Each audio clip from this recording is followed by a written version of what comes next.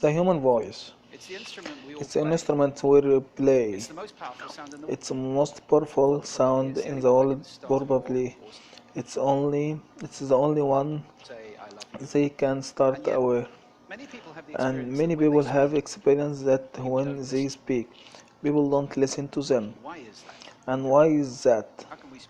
And how can we speak profoundly to make a change in the world? What I would like to there are a number of habits that we need to move away from.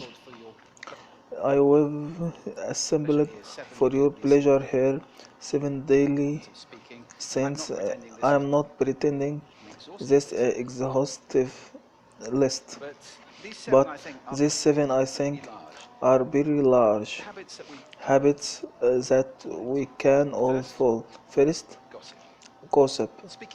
Speaking ill of somebody who's not a nice habit, and we know perfectly well the the person grouping 5 minutes later.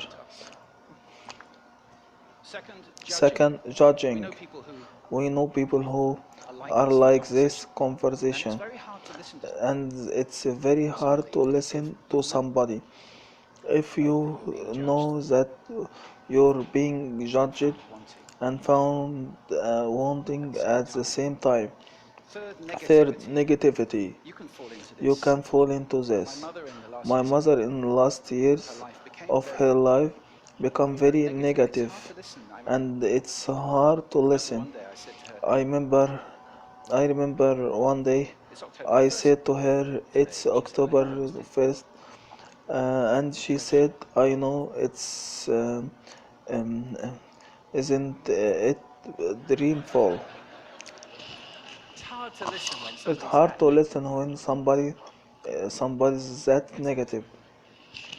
And another form of negativity, complaining. When this is national art and of care, we can complain about weather or sport, about politics, about everything, but actually complaining is visible. Mm, it's not spreading in the world. Excuses. We've all met this guy. Maybe some people have a brain thrower. They just pass it on the everybody boss and doesn't don't take responsibility for their and again hard to listen like that. Once met a six of embroidery exaggeration. It demeans our language actually sometimes. For example, if I see something that really is awesome, what do I owe it?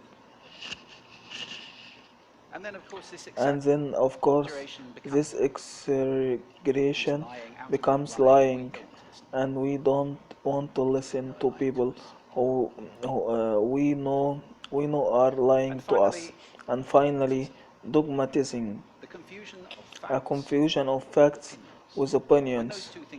When those two things get conflicted, you're, you know somebody is, but you saved. It's difficult to listen to that. So here they are. Seven deadly sins of speaking. These are things I think they avoid.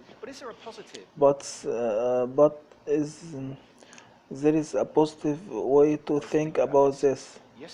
Yes, there is.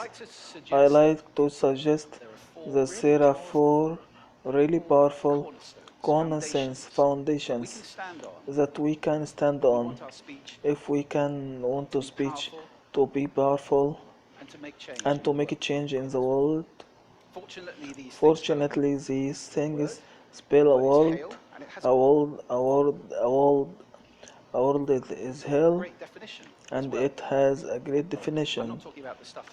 I'm I'm not thinking about the stuff I'm hit. I'm talking about this definition to greet a claim come. That is how I think our world. If we stand on these four things, that do they stand for? See if you can guess. The H, honesty, of course, being true in what you say, being straight. The A is authenticity, just being yourself. A friend of mine described it standing in your own truth, which I think is a lovely way.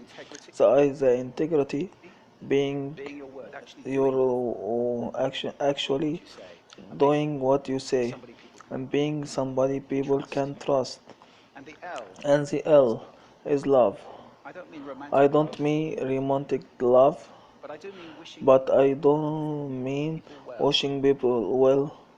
People wishing people well for two reasons. First of all, is I think absolute honesty.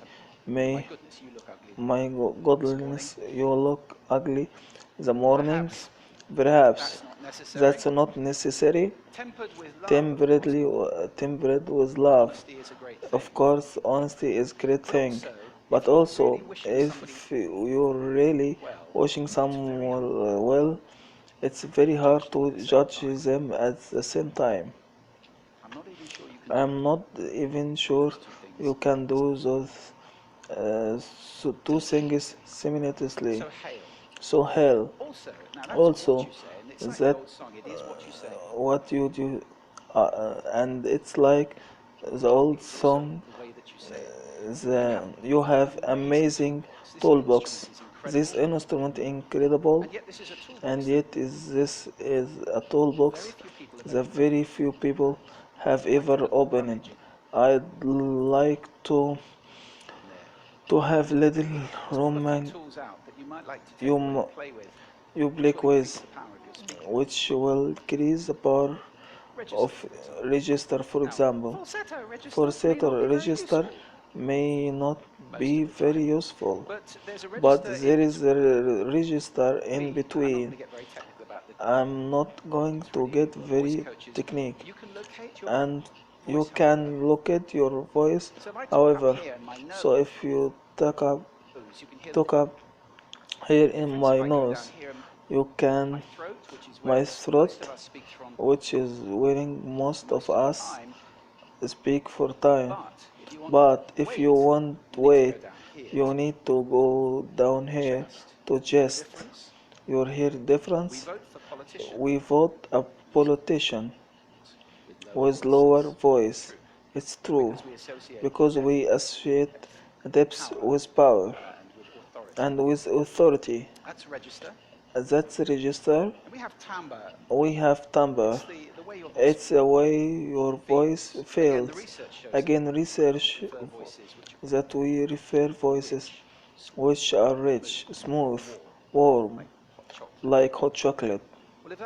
Well, if that's not you, it's not end of the world because you can train, can go and get a voice coach, and they're amazing with breathing, with exercising to improve the temper of your voice. And prosody, I love prosody.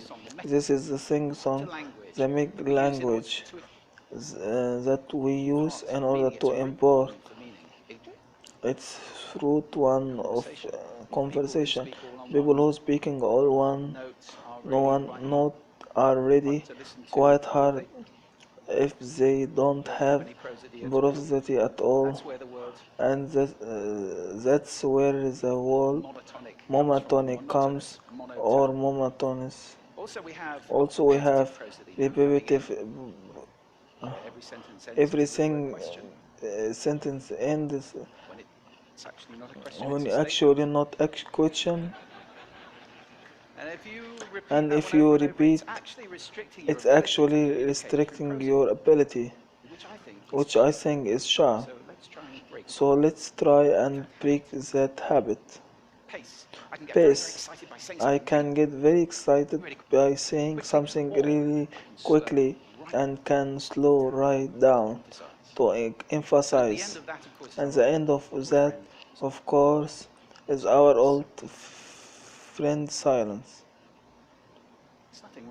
There's nothing wrong is a bit of silence. We don't have to fill it with arms can be very powerful. Of course, pitch often go. What did you leave my keys? What did you leave my keys? Where did you leave my keys? And finally, volume.